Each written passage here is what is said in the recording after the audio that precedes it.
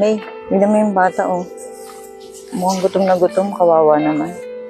O nga ate, mukhang kaidaran pa siya ni Digma. Oo nga eh. Parang na-miss ko tuloy si Digma. Ayan ka na naman, te. Tara na nga, baka malungkot ka na naman.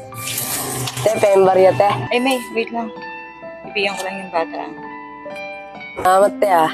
Boy, ba't mag-isa ka lang? Wala bang magulang? Wala po, mag-isa na lang po ako sa buhay. Ate, kawawa naman yung bata, no? Oo nga eh.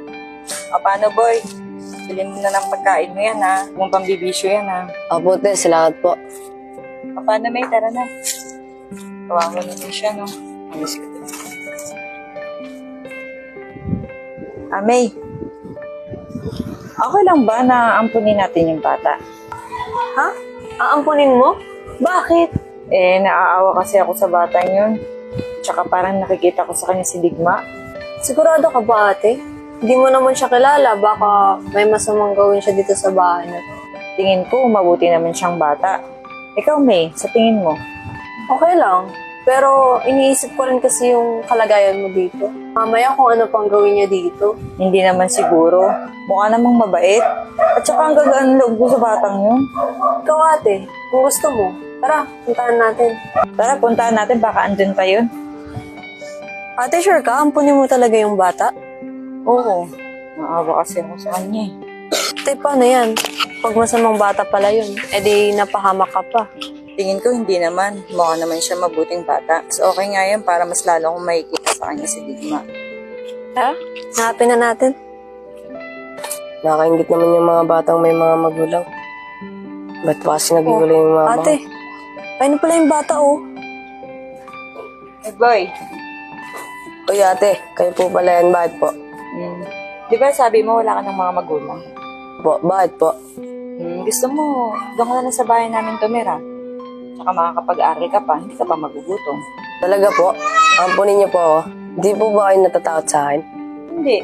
Tsaka bakit naman ako matatakot? Alam ko naman na mabuti kang bata. Salamat po ah. Kasi po kayo lang po yung taong nagtiwala sa akin. Ano, payag ka ba kahit doon ka lang sa bahay tumira? Ano, May? Okay yun, te. Para may kasama ka na rin sa bahay. O ano, tara na? Sige po te, kahit po nakakaya. O ano, tara na.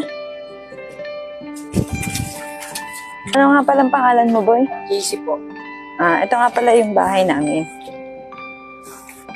Tuloy tayo. Tara na, boy. Pasok ka. Oh, bakit ako mo pa yung plastic na yan? Baba mo na yan.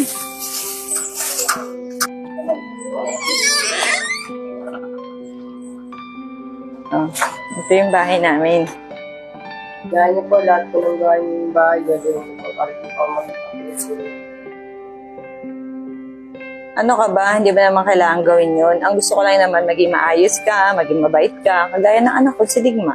May anak po po pala kayo. Kaso, wala na siya eh. Patong buwan nang nakalipas. Nung mamatay yung anak ko. Patay na po siya. Oo.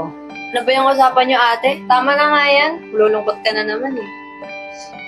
Ang nga pala CJ, nagugutom ka, huwag kang mahiyang kumuha sa rep ha. Parang bayo mo na din to. Salamat po. Ano po yung nagtatawag sa inyo? Mama. Kasi parang ikaw na rin si Digma eh. Sige po. Salamat. Sige na, mag-aasikaso muna ako ng pagkain natin ha. Ma, pwede po bang magkain mo na sa Oo, okay lang naman JC. Basta huwag ka lang makikipag-away ha. Ako, mama. Ayos po. Para talaga siyang si Digma.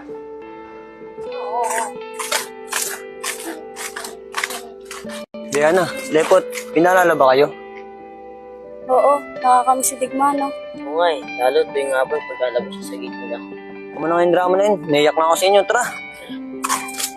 Lepot, Diana, sino yan?